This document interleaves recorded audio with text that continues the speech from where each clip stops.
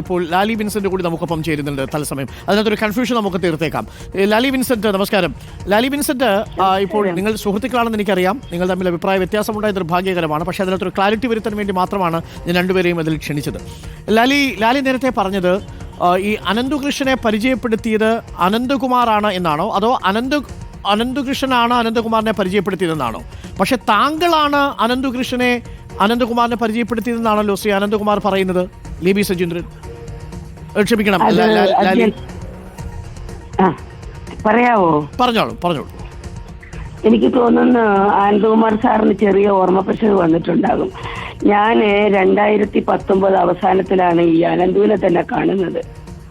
അപ്പൊ അനന്തുവിന്റെ അടുത്ത് കേസ് കൊണ്ടുവരുന്നത് 2019 അവസാനമാണ്. അത് കഴിഞ്ഞ് പിന്നെ ഉടനെ കോവിഡ് ആയതുകൊണ്ടാണ് ഞാനത് ഓർത്തിരിക്കുന്നത്. ഈ ശാസ്ത്രമംഗലത്തെ ഓഫീസിലേക്ക് ലാലി വിൻസെന്റ് പോയിരുന്നോ? ഞാനൊന്ന് പറയട്ടെ, എനിക്ക് ഒന്നാമത്തെ ശബ്ദം അടച്ചിരിക്കുക. ഹലോ, പറഞ്ഞോളൂ. ശാസ്ത്രമംഗലത്തെ ഓഫീസ് എനിക്കറിയാം. ശാസ്ത്രമംഗലത്ത് ഞാൻ പോയിട്ടില്ല, എനിക്കറിയില്ല ഓഫീസ്. ഒരു നിമിഷം. അനന്തകുമാർ, ലാലി വിൻസെന്റ് ഒരു പാർട്ടി നേതാവാണ്, അഡ്വക്കേറ്റ് ആണ്. ശാസ്ത്രമംഗലത്തെ ഓഫീസ് അറിയില്ല, അവിടെ വന്നിട്ടില്ല എന്നാണ് പറയുന്നത് അനന്തകുമാർ. ഞാനൊന്ന് പറഞ്ഞോട്ടെ. രണ്ടുപേരും വന്ന കാര്യമാണ് എനിക്കറിയാവുന്നത്. ലാലി, അനന്തകുമാർ ഒരു നിമിഷം, ലാലി പറഞ്ഞു തീർക്കട്ടെ. ഞാനൊന്ന് പറയട്ടെ. ഒരു ദിവസം അനന്തകൃഷ്ണൻ ഒരു ദിവസം എന്റെ ഓഫീസിൽ വന്ന് പോകുമ്പോൾ BTH അനന്തകുമാർ സാറിന്റെ ഒരു പരിപാടി നടക്കുന്നുണ്ട്. അപ്പൊ ഞാൻ ചോദിച്ചു, ആരാ അനന്തകുമാർ? അയ്യോ, പരിചയപ്പെടേണ്ട വ്യക്തിത്വമാണ് എന്ന് പറഞ്ഞ് എന്നെ BTH കൊണ്ടുപോയി ആ പരിപാടിയിൽ ഇരുത്തി. ഞാൻ അതിൽ പങ്കെടുത്തു. ഒരു ബിഷപ്പിന്റെ സഹോദരനും ഉണ്ടായിരുന്നു. വേറെ നോർത്ത് ഇന്ത്യയിൽ നിന്ന് വന്ന 4 പേര് 5 പേരോ ഉണ്ടായിരുന്നു.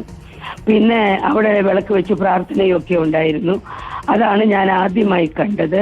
അത് 2019 അവസാനത്തിലാണ്. അത് കഴിഞ്ഞ് കുറെ നാളുകൾക്ക് ശേഷം അദ്ദേഹം ഞാൻ തമ്മിൽ എറണാകുളത്തൊരു ഓഫീസ് തുടങ്ങുന്ന കാര്യം, ജൈവവളത്തിന്റെ കൃഷി ചെയ്തുണ്ടാക്കുന്ന പ്രോഡക്റ്റുകൾ ഏതെങ്കിലും പൂട്ടിക്കിടക്കുന്ന സ്കൂളിന്റെ വരാന്തയിലോ എവിടെയെങ്കിലും വെച്ച് വിറ്റ് ഒരു സാധാരണക്കാർക്ക് കൊടുക്കാൻ കഴിയുന്ന രീതിയിലാക്കാവോ എന്ന് ചോദിച്ച് എന്നെ വിളിച്ചിരുന്നു. ആരെയെങ്കിലും ഏർപ്പാടാക്കാൻ പറ്റുമോ എന്ന് നോക്കാമെന്ന് ഞാൻ അദ്ദേഹത്തോട് പറഞ്ഞിരുന്നു. പിന്നീട് കുറെ നാളുകൾക്ക് ശേഷം അടൂർ പ്രകാശ് പങ്കെടുക്കുന്ന ഒരു പരിപാടിയിൽ വരാനായിട്ട് എനിക്ക് ഇൻവിറ്റേഷൻ അയച്ചിരുന്നു. എനിക്ക് പോകാൻ കഴിഞ്ഞില്ല. പിന്നീട് ഒരു ദിവസം ഞാൻ അനന്തകൃഷ്ണനെയും കൂട്ടി അദ്ദേഹത്തിന്റെ ഈ ആളുകൾ താമസിക്കുന്ന സ്ഥലം, അത് തിരുവനന്തപുരത്തേക്ക് പോകുന്ന വഴി ഓൺ ദ റൂട്ടാണ്, കാറിലാണ് ഞാൻ പോയത്. അവിടെ ആളുകളൊക്കെ താമസിക്കുന്നുണ്ട്. ഞാൻ അദ്ദേഹത്തിന്റെ കൂടെ അനന്തകുമാർ സാറിന്റെ ഓഫീസിൽ അവിടെ ഇരുന്നു, വർത്തമാനം പറഞ്ഞു. അദ്ദേഹത്തിന്റെ കൂടെ കഞ്ഞി കുടിച്ചു, ചുറ്റി നടന്ന് അവിടെയെല്ലാം കണ്ട് മനസ്സിലാക്കി ഞാൻ തിരിച്ചു പോന്നു. മനസ്സിലായി. ലാലി വിൻസെന്റ് പരിചയപ്പെടുത്തിയത് കൊണ്ടാണ് അനന്തകൃഷ്ണനെ വിശ്വസിച്ചത് എന്നാണ് അനന്തകുമാർ പറഞ്ഞത്. അത് അദ്ദേഹത്തിന്റെ ഓർമ്മപ്പിശകായിരിക്കും. ഞാൻ അനന്തകൃഷ്ണനെ ആദ്യമായി കാണുന്നത് 2019 ശരി, ഒരു നിമിഷം ലാലി വിൻസെന്റ്, മനസ്സിലായി. ശ്രീ അനന്തകുമാർ, അത് അങ്ങയുടെ ഒരു ഓർമ്മപ്പിശകാണോ ലാലി വിൻസെന്റ് പറയുന്നത് പോലെ?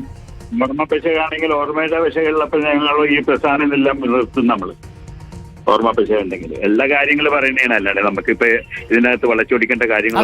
മാത്രമല്ല, നിങ്ങൾ രണ്ടുപേരും പൊതുസമൂഹത്തിൽ നിൽക്കുന്നയാളാണ്. താങ്കൾ ഒരുപാട് നല്ല കാര്യങ്ങൾ ചെയ്ത് ആ രീതിയിൽ ഒരു വ്യക്തിത്വമായി മാറിയാണ്. ഒരു ചെറിയ കാര്യത്തിന് കളവ് പറയേണ്ടതോ ഓർമ്മപ്പിശകിന്റെ ആവശ്യമില്ലല്ലോ. ഏതാണ്ട് ഇതിവിടെ അവസാനിപ്പിക്കുക, അത്രയേ ഉള്ളൂ. നമ്മൾ ഇത് വെറുതെ നീട്ടിക്കൊണ്ടുപോകേണ്ട കാര്യമില്ല. എന്താണെങ്കിലും ഇവർ അനന്തുവിനെ എന്റെ ഓഫീസിൽ കൊണ്ടുവന്ന ഒരു ഫണ്ടിന്റെ കാര്യം സംസാരിക്കാനായിട്ടാണ് വന്നത് എന്നുള്ള കാര്യത്തിൽ യാതൊരു സംശയമില്ല. അതായിരുന്നു എന്റെ ആദ്യത്തെ മീറ്റിംഗ്. അത് കാരണം ഞാൻ തൽക്കാലം നിർത്തുന്നു. ഓക്കെ ലാലി, ഇതാണ് അനന്തകുമാർ പറയുന്നത്. തെറ്റാണ്, 100% തെറ്റാണ്. അദ്ദേഹം നിയമ നടപടികൾ നേരിടേണ്ടി വരും. എനിക്ക് ഒരു ഫണ്ടിനെ കുറിച്ചും ചർച്ച ചെയ്യേണ്ട ആവശ്യം വന്നിട്ടില്ല.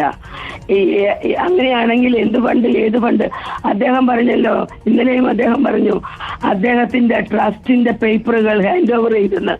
അപ്പൊ ട്രസ്റ്റിന്റെ പേപ്പറുകൾ ഹാൻഡ് ഓവർ ചെയ്തിട്ടുണ്ടെങ്കിൽ അതിൽ അദ്ദേഹത്തിന് ഇൻവോൾവ്മെന്റ് ഉണ്ടല്ലോ.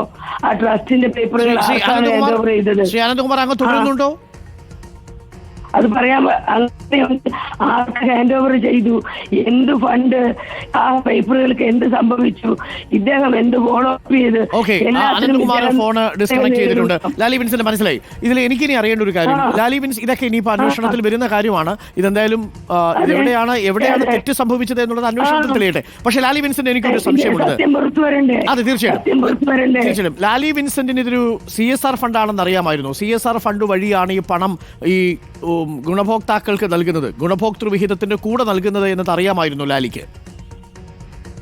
ഈ ലേമിൽ വെച്ചുള്ള ഇവരുടെ മീറ്റിങ്ങുകളുടെ മുഴുവൻ ക്ലിപ്പിംഗ്സും പത്രങ്ങളും എങ്കിൽ അതിൽ CSR ഫണ്ട് എങ്ങനെ ചെയ്യണം, എങ്ങനെയാണ് NGOs ഡെവലപ്പ് ചെയ്യേണ്ടതെന്നും ഇത് ജനറേറ്റ് ചെയ്ത് കൊണ്ടുവന്നാലാണ് CSR ഫണ്ട് ഉപയോഗിച്ച് ഇത്തരം കാര്യങ്ങൾ ചെയ്യാൻ കഴിയുക എന്നും അവിടെ 2-3 ദിവസത്തെ സെമിനാർ എല്ലാവരും വന്നിരുന്ന് കേൾക്കുകയും. ആനന്ദകുമാർ ഈ CSR ഫണ്ടിന്റെ കാര്യം പറഞ്ഞതായിട്ട് താങ്കൾ ഓർമ്മിക്കുന്നുണ്ടോ ലാലി? ഇല്ല, ആനന്ദകുമാർ തന്നില്ല എന്നാണ് ഞാൻ. ഈ CSR ഫണ്ടാണ് എന്നുള്ളത് നേരത്തെ അറിയാമായിരുന്നു. പക്ഷേ ആനന്ദകുമാർ പറയുന്നത് അത് ആനന്ദകുമാറിന് അറിയില്ലായിരുന്നു. മാർക്കറ്റിംഗ് ഫണ്ട് എന്നാണ് അനന്തകൃഷ്ണൻ പരിചയപ്പെടുത്തിയത് എന്നാണ്. അനന്തകുമാറിന് CSRനെ കുറിച്ച് ധാരണയില്ലായിരുന്നു എന്നാണ്.